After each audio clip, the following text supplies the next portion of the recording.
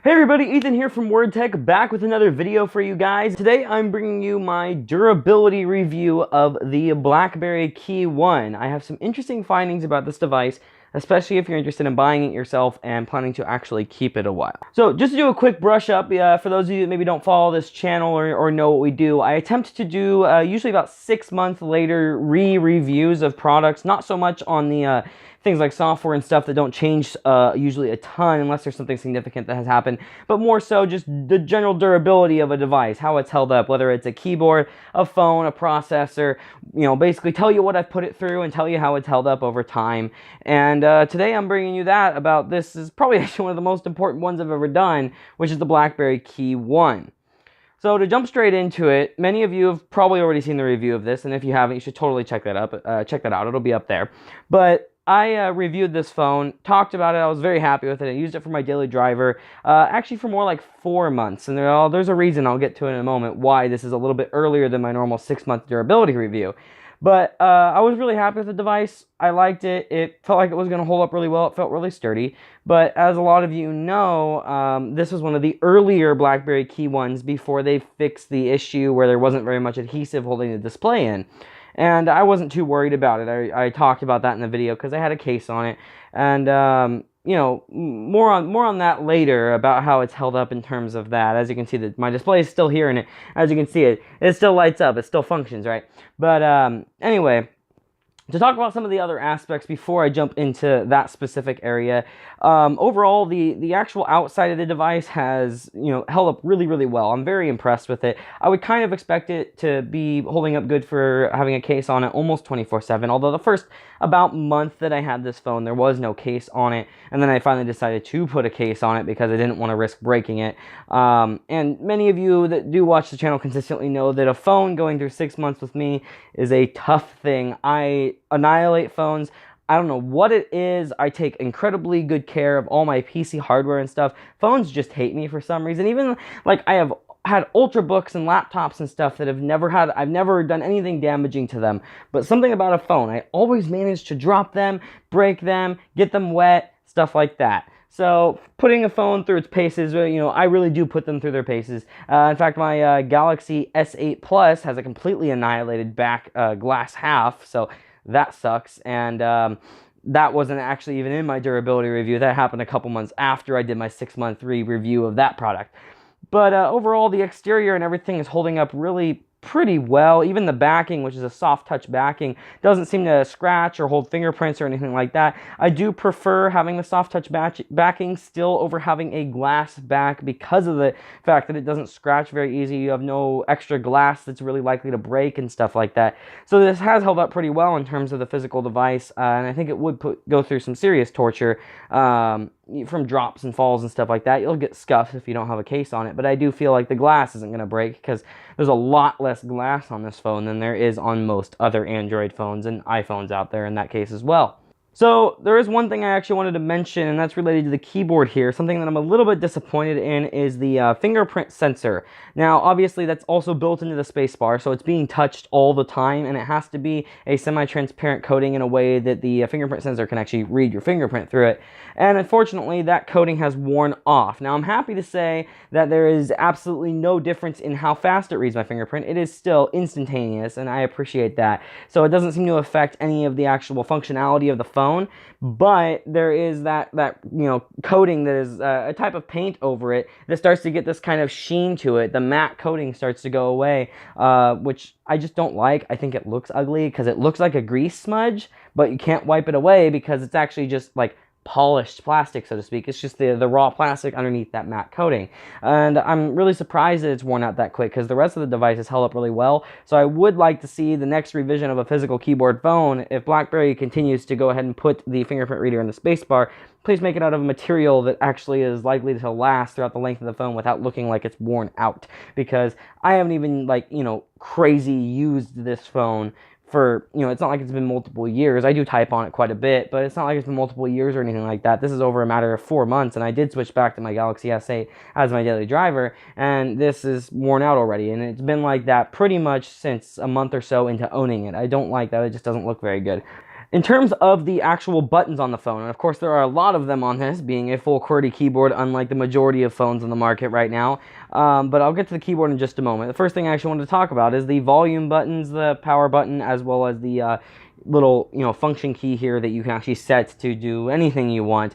Those all feel super clicky still. They're super tactile. They've been used a lot, but they actually have a nice clicky sound, not just a clicky function to them, so they don't feel like they're getting mushy or anything like that over time. They did a very good job in terms of that, so nothing to worry about there. It's going to feel like new, I think, for the lifetime of the phone before it's going to last long enough that you realistically should get a new phone before those buttons are wearing out.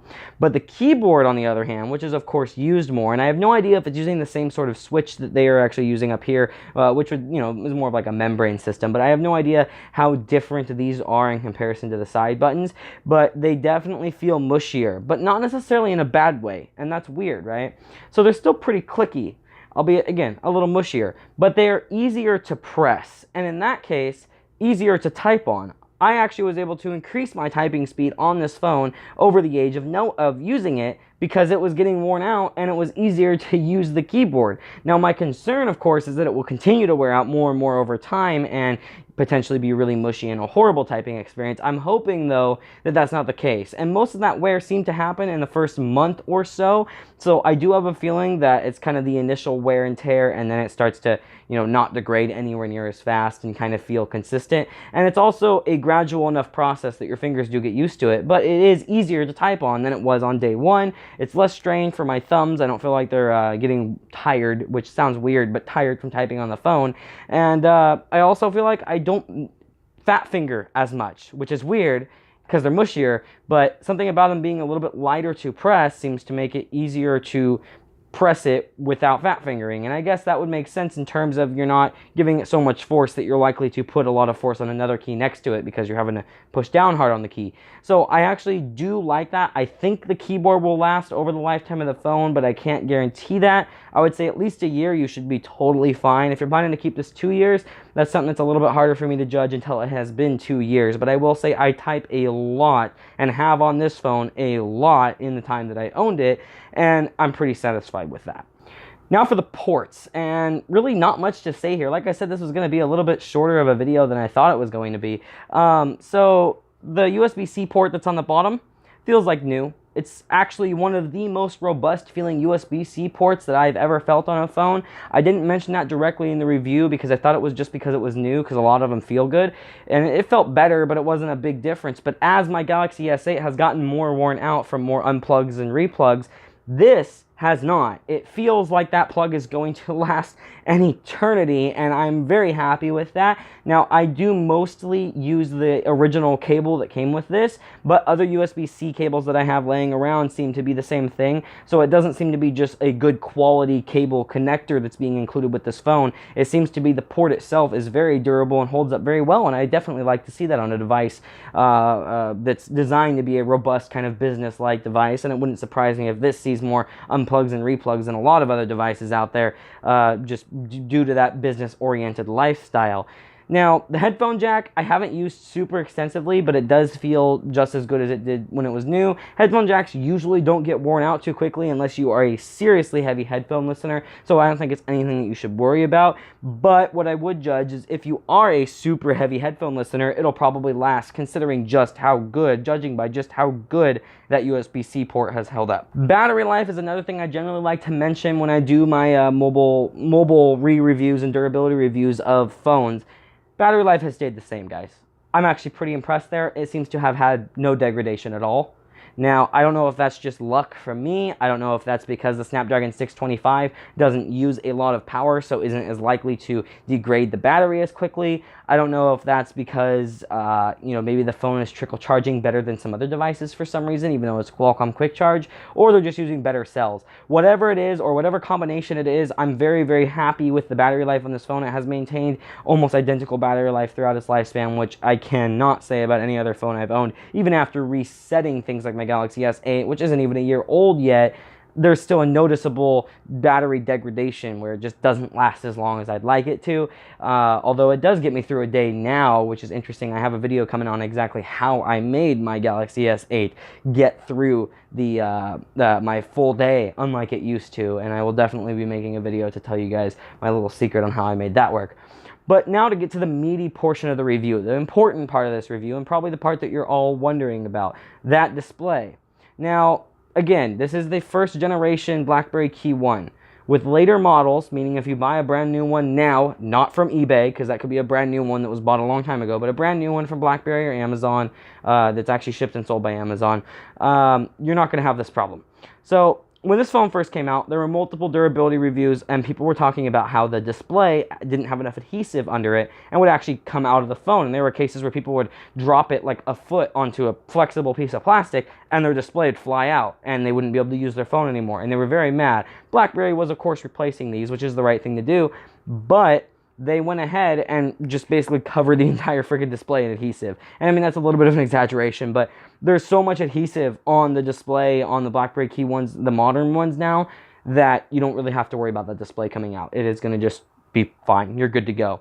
But I had hoped that the display falling out issue and the lack of adhesive issue were just a kind of a quality control issue, and weren't really a matter of this is happening to all the KeyOnes, but more so like a matter of some of them aren't getting the amount of adhesive they're supposed to because a machine broke down or something like that, right? As I almost dropped the phone. But I think I did that in the review of this too. I almost dropped it. Anyway, so that has since been kind of debunked, at least for me. So unfortunately, I dropped my phone with a case on it from about hip height. I was pulling it out of my pocket onto a vinyl floor. So it wasn't even a tile floor, which is even worse, of course. That's how I broke my Galaxy S8, actually. But onto a vinyl floor with a case on it, landed on the bottom corner of it, and my display on one side is now hanging out. Now, you guys can't see this from the distance that you're viewing at, but of course, I'll get some close-ups of it. But you can actually push it up in, and it makes a clicking noise. Here, let me put that close to my mic so you guys can hear exactly what I mean. Here we go.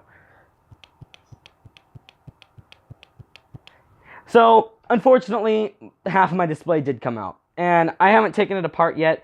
I'm still trying to decide if I want to take the display apart, or if I just want to have BlackBerry go ahead and replace it. I don't think it's going to be my daily driver again, so I might go ahead and take it apart because I don't plan to sell it anyway. Just keep in mind, if you have one of those first gen ones, the display might come out, and just be really careful with it. That's really the last thing I can say about it, is be really careful if you are not sure that yours doesn't have this issue. Basically, if you bought it about 2 months after it came out, you should be good. But if you bought it in those first 2 months, I would be worried. I would get a seriously good case for it, and I would be very, very, very careful about how you handle this phone. Anyway, everybody, thank you very much for watching. Don't forget to like and subscribe and drop a comment. Let me know what you think. Let me know if your KeyOne has actually had the display fall out. I'm interested to see how widespread it is, because I know there's a lot of people that haven't talked about it, because obviously it can't just be YouTubers doing all of the videos about it.